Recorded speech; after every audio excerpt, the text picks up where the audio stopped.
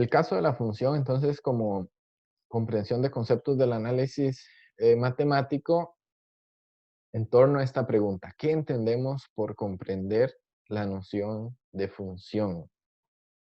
¿Cómo puedo, como docente o investigador, eh, cómo puedo determinar si un estudiante ha comprendido la noción de función? ¿Es algo que lo sé al final de una clase? ¿Es algo que lo sé al final del mes, de un bimestre, o es algo que sé al final de un año? ¿Logro evidenciarlo a través del desempeño del estudiante cuando responde una tarea o un ejercicio, o según la nota de un examen? O sea, cómo lograr determinar, cómo lograr, como docente, identificar, evidenciar que un estudiante comprende, domina y aplica la noción de función. Entonces, esto es importante porque incluso la pregunta ustedes la aplicarían en la entrevista a los docentes, ¿verdad? ¿Cómo como docente logra evidenciar que un estudiante comprende la noción de función, por ejemplo? Y vamos a ver qué dice la autora Sierpinska. Ana Sierpinska trabaja en una universidad en Canadá, es matemática, trabaja en el área de matemática y estadística, y se ha enfocado en, en una temática en torno a la comprensión matemática, la comprensión de conceptos matemáticos. No tanto desde un punto de vista así meramente didáctico, sino la comprensión en sí a partir de su experiencia empírica y también desde la propia matemática. Entonces, cuando lean a ella, van a estar leyendo a un profesional en matemática que se ha dedicado a explorar el contexto de educación desde su quehacer de docencia. Para Sierpinska existen 5 categorías que se deben contemplar en torno a la comprensión del concepto de función. Estas categorías podemos ubicarlas como criterios, criterios observables, como distintos niveles de comprensión también, o como evidencias, evidencias de un sujeto, si comprende o no el concepto de función. Estas categorías serían: la primera, identificación. Identificación de un objeto entre otros objetos. Este primer plano, esta primera categoría de, que propone la autora con respecto a la comprensión, es ese nivel en donde tengo varios objetos y logro identificar si esta es función. ¿Ok? Tengo una ecuación, una relación, un polinomio, una función, y dentro de varios objetos identifico a esta función. Luego está discriminación entre dos objetos. Ya esto acá es una identificación un poco más fina, con un poco más de fineza, en el sentido de que los objetos pueden compartir características o naturalezas muy semejantes, como la relación, el concepto de relación y el concepto de función. Sin embargo, ya no solo logro identificar, sino discriminar y decir: esta es función por esto, por esto y por esto, y esta no es función, la estoy discriminando porque no cumple esto y esto. ¿Ok? Entonces, ese es el segundo nivel o la segunda categoría de comprensión del concepto de función. Luego viene ya la generalización. Generalización de la aplicación de un objeto. Entonces, cuando no solamente estoy identificando o discriminándolo entre los objetos, sino ya puedo generalizar. Por ejemplo, podemos irnos a un tipo específico de función, como la función lineal, y entonces no solamente estoy particularizando una función lineal de R en R, f de x, 3x más 5, sino puedo ya generalizar esa función lineal a partir de su representación, ya sea de R en R o de A en A, subconjuntos de R, con f de x igual a mx más b. O sea, ya logro generalizar el concepto de función. Logro generalizar el objeto, su definición y su noción una vez que logre identificar y discriminarla entre otros objetos. Entonces, esa generalización. Luego la categoría número 4 es la síntesis. Y esto es muy importante. Cuando a partir de toda esa generalización, o sea, ya llegué a una categoría, un plano general, pero estando ahí, el siguiente nivel es ahora sintetizar. ¿Cómo puedo extraer de esta generalización ciertos principios o hechos, resultados o propiedades del propio objeto de forma sistematizada, de forma en síntesis? Por ejemplo, cuando la generalización me dice que la función lineal tiene un criterio de la forma f de x igual a mx más b, y logro sintetizar todo lo que sucede dependiendo el parámetro m, si es positivo, si es negativo, si es cero. ¿Ok? Entonces, si logro visualizar, logro sintetizar, ¿sí? O sistematizar en estructuras esas propiedades del objeto matemático, por ejemplo, de la función. Y logro hacer ya una síntesis entre sus preimágenes, una síntesis de los resultados en torno al ámbito. Síntesis, por ejemplo, ya cuando estamos hablando de una generalización aún mayor que envuelve si la función es inyectiva o sobreyectiva, entonces síntesis en torno también a esas propiedades. Y ese ya sería un nivel, esa acción de hacer síntesis implica un trabajo muchas veces más complejo que generalizar. Muchas veces la intuición o la deducción me ayudan y contribuyen a alcanzar la generalización. Pero hacer el proceso inverso desde la generalización, hacer síntesis, muchas veces resulta ser más complejo. Porque en la síntesis debo de observar los detalles, hechos, resultados, propiedades de una forma más individual y específica dentro del objeto matemático. Entonces podemos ver cómo sería la síntesis como toda esa estructura conceptual. Recuerden, la estructura conceptual del análisis didáctico eso que ustedes hicieron, ese trabajo de desmenuzar, por decirlo así, los diferentes conceptos, propiedades y relaciones dentro de una estructura conceptual y luego hacer esa síntesis para cada uno de ellos, es esa cuarta categoría que se debe contemplar en torno al concepto de función y su comprensión. Luego tenemos la categoría número 5 que es sobre el uso del objeto como herramienta de aplicación o resolución. Entonces ya es extender, salirse incluso de la propia matemática y aplicarlo en la resolución de problemas, o quedarse en la matemática y aplicarlo para generar o construir otro conocimiento, otro concepto. Entonces, esta categoría del uso apela a eso, a una aplicación, a una utilidad del objeto matemático en un contexto, ya sea dentro de la matemática o un contexto matematizado. Entonces, ahí el uso sería ya como no solo logré identificar, discriminar y llegar a generalizar, sino logré también hacer una síntesis y utilizar lo que considero necesario para resolver una tarea o resolver un problema. Estas 5 categorías, entonces, para la autora, son las que se pueden luego incluso fragmentar en criterios observables o someterlos a evaluación de los aprendizajes para así determinar si un estudiante comprende o no el concepto de función. Ahora, ¿qué sucede muchas veces en lo tradicional? En lo tradicional docente, nosotros preparamos clases, desarrollamos actividades y explicamos y desarrollamos e institucionalizamos un concepto, como el concepto de función.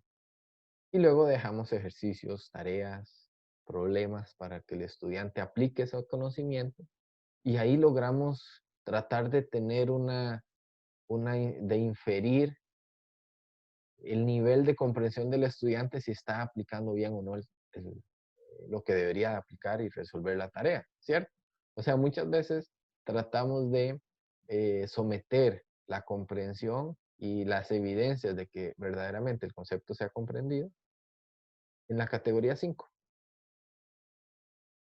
Sin embargo, por pinceladas durante las clases o actividades, tratamos de dar pinceladas de generalización, pinceladas de identificar.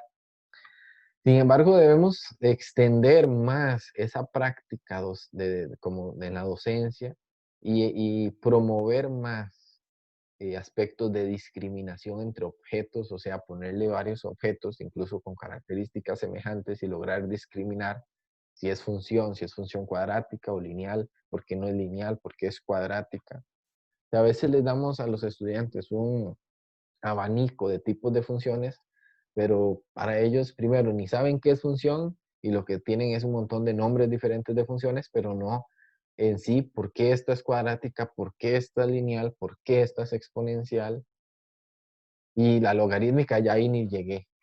Entonces es ahí donde debemos promover distintas actividades, tareas o dentro de los mismos puntos que se les solicita a los estudiantes que resuelvan en determinada tarea, envolver estos aspectos, ya sea identificar, generalizar, hacer síntesis.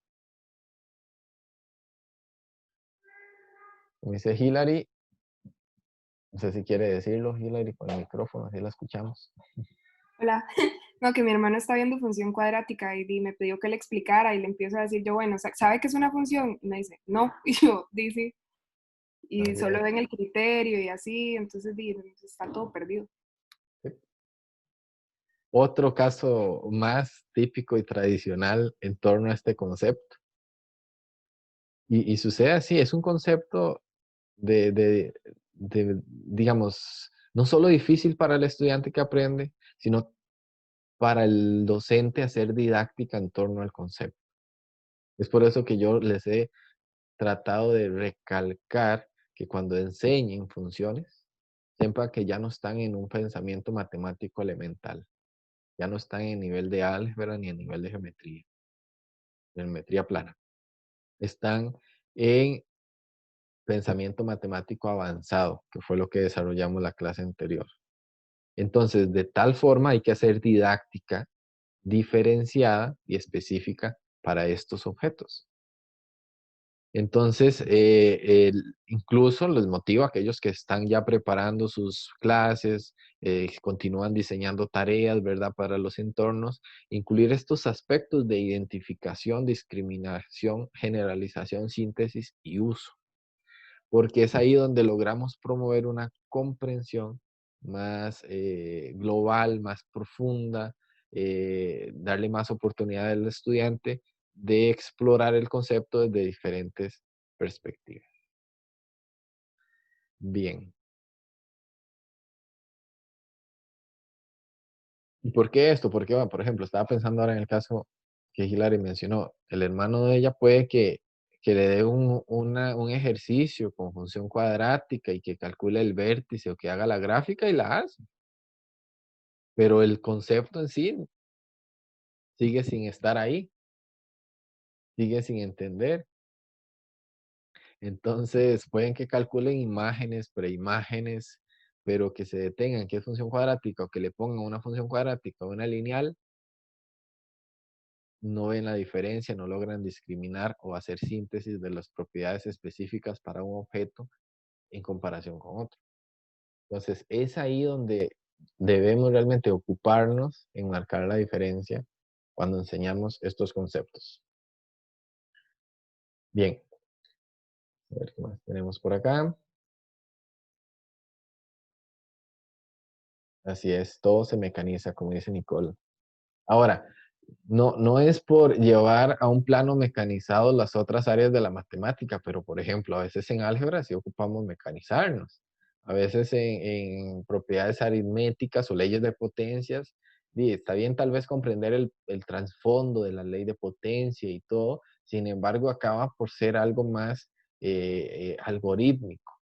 más como de herramienta para luego resolver otro aspecto, pero el concepto de función, al llevarlo a ese plano también algebraico, algorítmico, de resolver y resolver y resolver, luego es donde llegan a un concepto como límite o a un concepto de continuidad, que el concepto de continuidad es esencialmente fundamental en el concepto de función y que ni tan siquiera se toma en cuenta en secundaria, o sea, que ni tan siquiera se logra profundizar porque hay una abstracción, hay un nivel de comprensión que no se alcanza por eso, por fomentar lo mecánico, lo algorítmico, en donde no debería hacerse.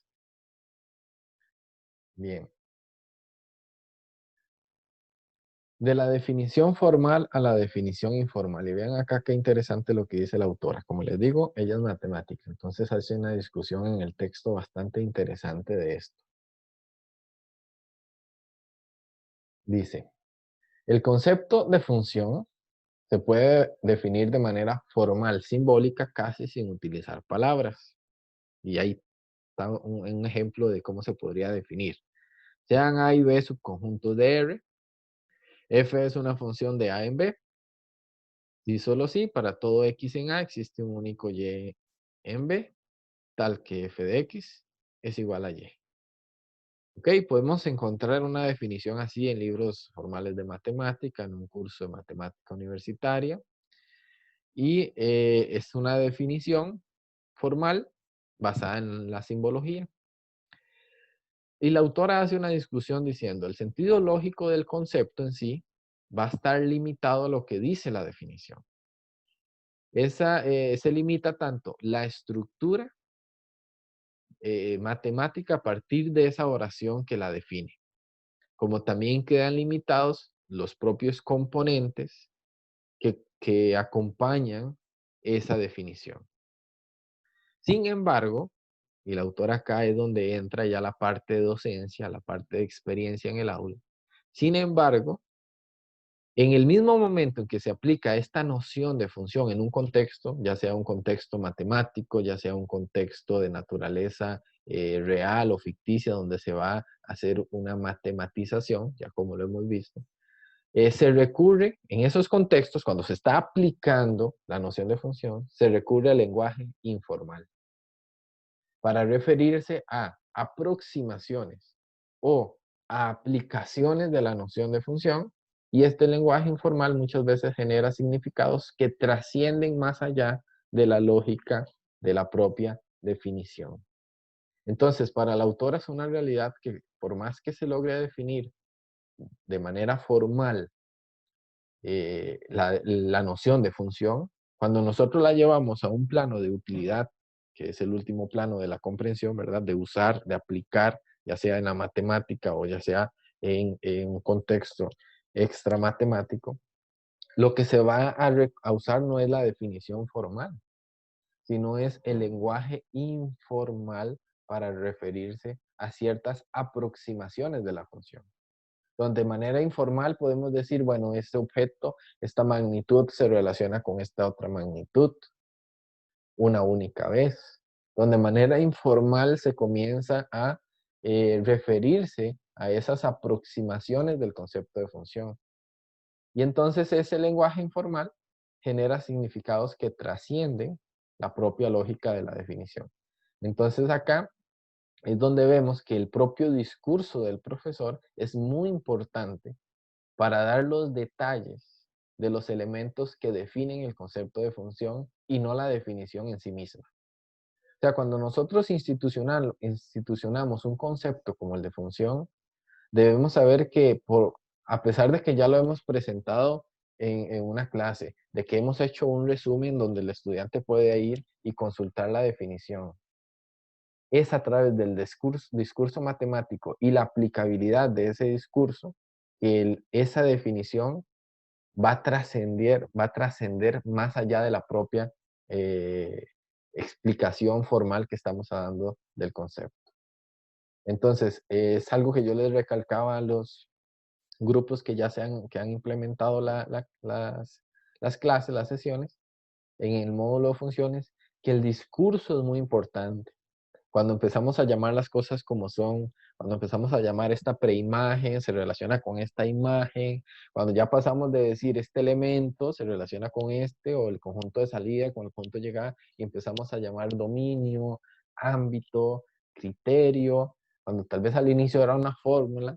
Incluso yo les decía a ellos que era como una máquina en la cual metíamos un objeto, se transformaba y salía otro objeto, pero luego conforme ya se va presentando la definición, que el lenguaje que se utiliza en clase vaya aproximándose más a la definición de la noción de función, porque es un concepto que se construye y debe construirse en el quehacer y uso de ese concepto.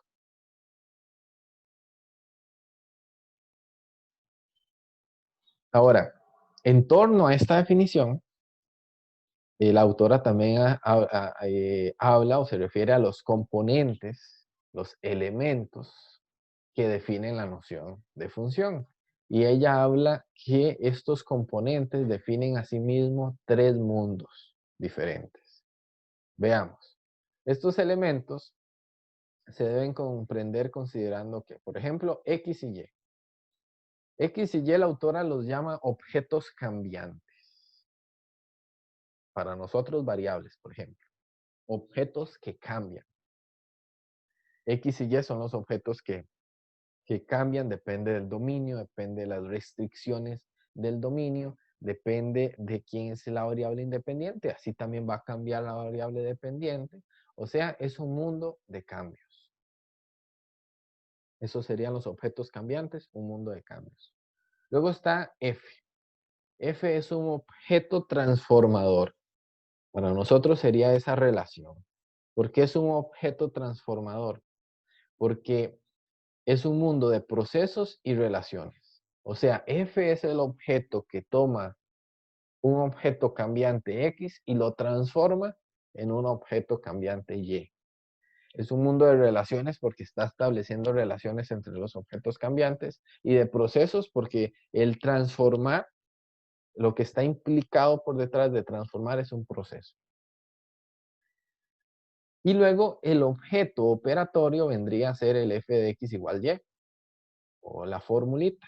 Es un objeto operatorio en el cual habita en un mundo de leyes y patrones, ya sea aritméticas, algebraicas, que responden a esas leyes, esos patrones. Por ejemplo, estamos hablando de una función exponencial, entonces va a habitar en un mundo de leyes donde hay leyes de potencias, leyes de logaritmos. Entonces, son leyes y patrones ese mundo en el cual habita el objeto operatorio. Entonces, la existencia de estos tres mundos, a partir de la comprensión de que estos objetos son los que me permiten definir y el concepto en sí de función. Entonces, basado en esto, Sierpinska reconoce ciertas consideraciones que se deben de tomar en cuenta de la propia estructura matemática para comprender el concepto de función. Y la primera consideración es reconocimiento de la existencia y la relación entre los diferentes mundos. El mundo de cambios, el mundo de procesos y relaciones y el mundo de leyes y patrones. Que existen esos mundos en sí, que existen esos objetos, objetos cambiantes, objeto transformador y objeto operatorio, y que se pueden y que se deben relacionar entre sí en la definición de función, para ir construyendo y comprendiendo así el concepto de función. Luego otra consideración, se ven la identificación y asociación de los objetos cambiantes X y Y. O sea que se deben de identificar, ya sea en un contexto matemático, una situación, y asociar esos objetos cambiantes. Cantidades conocidas y desconocidas versus variables y constantes. Ya esto lo hemos referido en otro momento. Acá del curso, esa noción de constante, esa noción de variable. La asimetría de X y Y.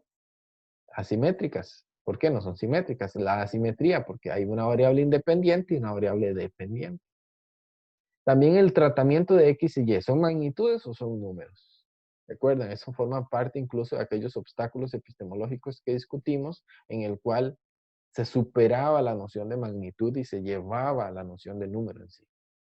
Entonces, ¿cómo estamos tratando esos objetos cambiantes? ¿Como magnitudes o como números? La exploración de la relación privilegiada, o sea, la proporción. La proporción también forma parte de uno de esos obstáculos epistemológicos que muchas veces se queda como la relación privilegiada, la que define la función, pero que luego es difícil trascender más allá de. Entonces, debe explorar, sí, pero siempre teniendo esa oportunidad de abertura y trascender más. El álgebra. El álgebra como ese conocimiento, esa herramienta que se necesita para comprender la expresión analítica como función, donde vean que el álgebra me permite definir los criterios de funciones polinómicas o trascendentales, incluso las trigonométricas, y entender esa expresión que ya no es meramente algebraica, sino es una expresión analítica. Entra dentro del análisis matemático como función. Entonces, ven, para un estudiante que se le presente f de x es igual a x a las 2 más bx más c, o aún más, que uno le diga 3x a la 2 más 5x menos 1 igual a 3, en un contexto de ecuación, o en un contexto de expresión, de función en la cual esa misma expresión algebraica ya no es una expresión algebraica, sino es una expresión analítica.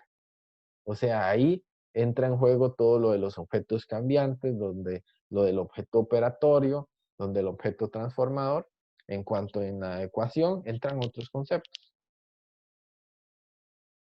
Y luego está la consideración de relación de las representaciones de la función. Y esta es otra también de las barreras que dificultan la comprensión del concepto de función, que son la cantidad de formas que tengo para representar el concepto.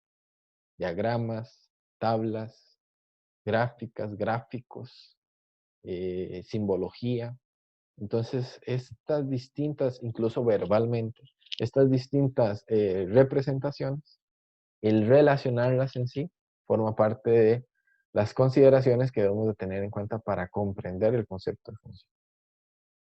Y finalmente, ya la autora, para ir terminando, propone 8 consideraciones ya en el plano didáctico.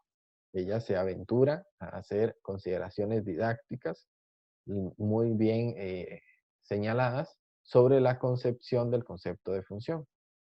Aquí eran dentro de la estructura matemática, aquí es dentro ya del plano didáctico. O sea, nosotros como docentes, al hacer didáctica del concepto de función, que debemos de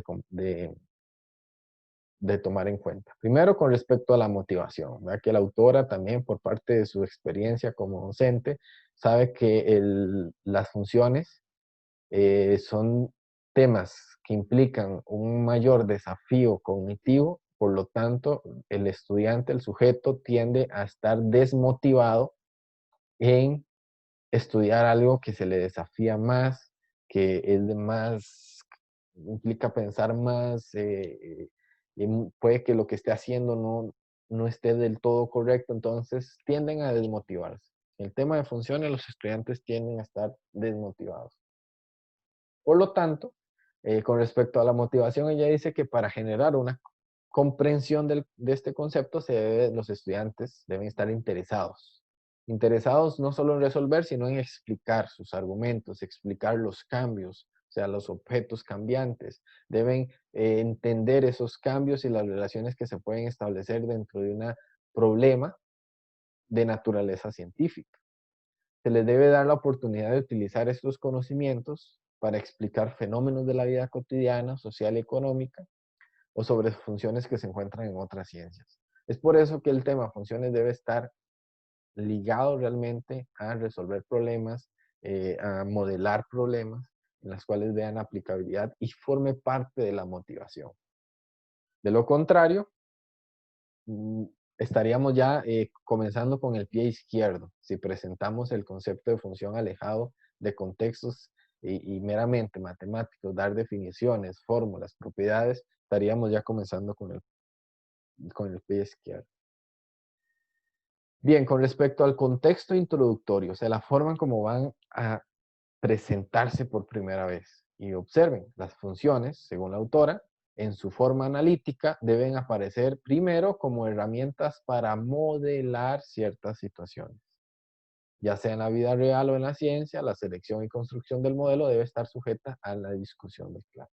O sea, antes que definir qué es función, incluso antes de definir las diferentes formas de función, lineal, cuadrática, deben las funciones aparecer para modelar situación, manteniendo ese cuidado, como lo hizo el grupo 2 que presentó la función lineal y que ustedes lo vieron también en la micro teaching, en las cuales a partir de un problema trataban de ir acotando esa variable independiente e ir encontrándole su dominio. Lo que sucede muchas veces es que el profesor dice, bueno, sí, vamos a modelar situaciones, da un problema y nada más se quedan ahí con la fórmula algebraica. Pero no, falta la parte de estudiar dónde tiene sentido esta variable independiente. Y si esta variable independiente tiene sentido acá, entonces también va a tener sentido el respectivo ámbito, por decirlo así, o sea, la variable dependiente. Entonces, generar esta discusión, va estructurando al estudiante en que ya no me interesa solamente decir la cantidad de combustible que queda en el tanque es esto menos esto. No, va más allá, trasciende. Hay que ver dónde es que tiene sentido para la variable independiente esta fórmula, esta expresión que estamos encontrando. Entonces, es para modelar situaciones siempre y cuando se mantenga esa forma analítica de la función. Con respecto a los contextos de desarrollo, ya una vez que se ha introducido, que se va a desarrollar ahora el concepto, es a través de tablas numéricas. Para la autora dice que las tablas numéricas proporcionan contextos matemáticos, o sea, dentro de la misma matemática, que llevan a los estudiantes a niveles más profundos de la noción de función. O sea que una simple tabla, el estudiante, así como por ejemplo el grupo 1 se enfocó mucho en presentar tablas con datos y que ellos incluso hicieran tablas y las tablas pasaran a otras representaciones.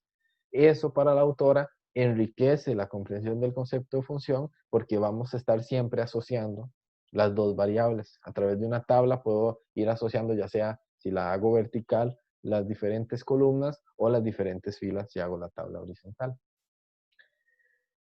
Luego, con respecto al desarrollo de un nivel más elaborado, o sea, otro paso más allá del desarrollo. Al estudiar las funciones es importante hacer que los estudiantes verbalicen, no solo entiendan, sino verbalicen los temas de los objetos cambiantes, diciendo no solamente cómo cambia, sino también qué es lo que cambia. O sea, es importante, y esto también lo notamos ahora en la clase anterior del módulo de funciones, que el estudiante verbalice qué está cambiando y cómo está cambiando. Y el cambio de ¿qué significa en la otra variable? Entonces, verbalizar eso, argumentar, hacer que el estudiante pase de un pensamiento, lo logre expresar, ya va promoviendo un nivel más elaborado del desarrollo del concepto de función. Entonces, es importante que siempre en esas discusiones colectivas o en pequeños grupos fomentemos esa participación donde el estudiante hable o en su defecto escriba en un chat, en Zoom. Con respecto a los requisitos previos, una cierta cantidad de conocimiento algebraico y pensamiento algebraico a nivel estructural es siempre necesario para comprender las funciones. Entonces, ya todos estamos de acuerdo con eso. Hay cierta cantidad de conocimiento algebraico necesario para comprender funciones. Por ejemplo, asociado con esto, en la organización del plan de nivelación, estamos diciendo que aquellos estudiantes que entren al módulo de funciones son aquellos estudiantes que en el examen de diagnóstico, en el diagnóstico que se va a hacer, ya logran evidenciar un dominio significativo del álgebra. Entonces, no van a entrar al módulo de álgebra, sino van a pasar directamente al módulo de funciones. ¿Ok? Ahora, ¿qué sucede en el módulo de funciones que nosotros tenemos? Los estudiantes a veces, la mayoría no están muy seguros algebraicamente, entonces tampoco está muy seguro en lo que se está viendo nuevo. Y esa inseguridad hace que muchas veces no quieran abrir el micrófono, no quieran responder, se limitan a escribir ahí en el chat por esa inseguridad en los dominios o requisitos previos que tienen. Luego, con respecto a las representaciones, debemos darle oportunidad a los estudiantes para ampliar, tener un gran abanico de formas para expresar y representar la función, como lo hemos referido en otras ocasiones. Y finalmente, las últimas dos consideraciones didácticas que plantea la autora es con respecto a las definiciones. La introducción del concepto de función tanto como un conjunto teórico o como un tipo particular de relación. Ojo con esto, recuerden que ya discutimos esto, de que será la función un tipo particular de relación, está poco justificado tanto desde el punto de vista didáctico como epistemológico. Volvemos a aquel punto. Recuerden la discusión anterior, incluso Nicole, que hizo la indicación, ¿verdad?, de por qué luego trascender a definir función como relación entre conjuntos numéricos y dar ese salto de relación. Vean que la misma autora reconoce esa situación diciendo, ya sea definirla como un conjunto dentro de un conjunto teórico de la teoría de conjuntos, por decirlo así, numéricos, o un tipo particular de relación, está poco justificado, tanto en lo didáctico como en lo epistemológico. Las definiciones informales que se asemejan a la definición de Dirichlet son suficientes en el nivel secundario. ¿Cuál es esa definición de Dirichlet? Algunos de ustedes incluso la abordan, ¿verdad?, el aporte de Dirichlet al desarrollo histórico del concepto de función en sus videos. Y es la definición tradicional que muchas veces presentamos a los estudiantes, en donde estamos asociando elementos de conjuntos numéricos a partir de un criterio o fórmula. Ya en niveles superiores se puede estudiar la noción de relación por sí misma. O sea, ya es en niveles superiores, incluso en la propia matemática, que podemos abordar la relación y discutir la definición de función a partir de los aportes de Peano. Peano fue ese encargado de hacer una conjuntivitis, ¿verdad? Como llaman, hacer la teoría de conjuntos y toda la simbología lógica, y que permitió luego definir de una manera más dentro de la lógica simbólica, la antes no existía, entonces definir lo que es función. Entonces ya para la autora esa definición formal ya puede quedar para niveles superiores de secundaria, o sea, un plano preuniversitario o universitario.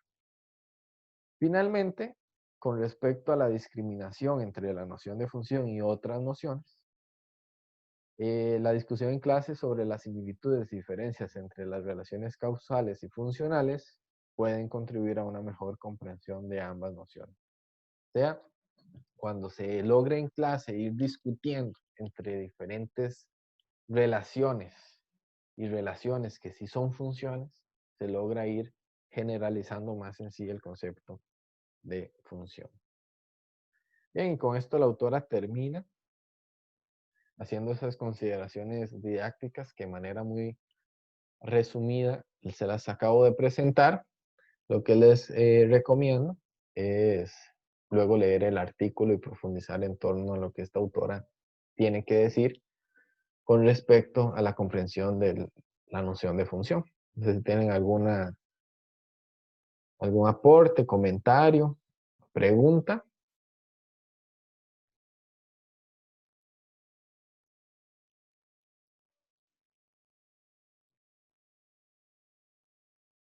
¿No?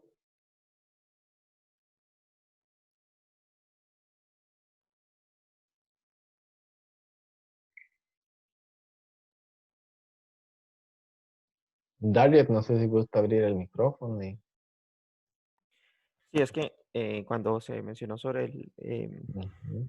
las variables, luego f y luego f de x, y se mencionaba un poquito el mundo de las variables y demás, me parecía que cuando hablaba sobre f de x, también he visto interpretación en los estudiantes de que ven f de x como un objeto generador. Es más, he visto personas que lo ven como una, o sea, estudiantes que lo ven como una máquina, como algo a lo que usted le agrega algo y luego saca algo distinto, Ujú. dependiendo de. Entonces, nada más quería agregar eso. Ok, sí. Ese es relacionado con este segundo punto que dice la autora, transformador o generador, ¿sí? Transforma un objeto en otro para generar otro. Depende de la óptica, pero a nivel de la explicación, tal como dice Darriet, es precisamente eso. Bien, ¿algún otro comentario o pregunta?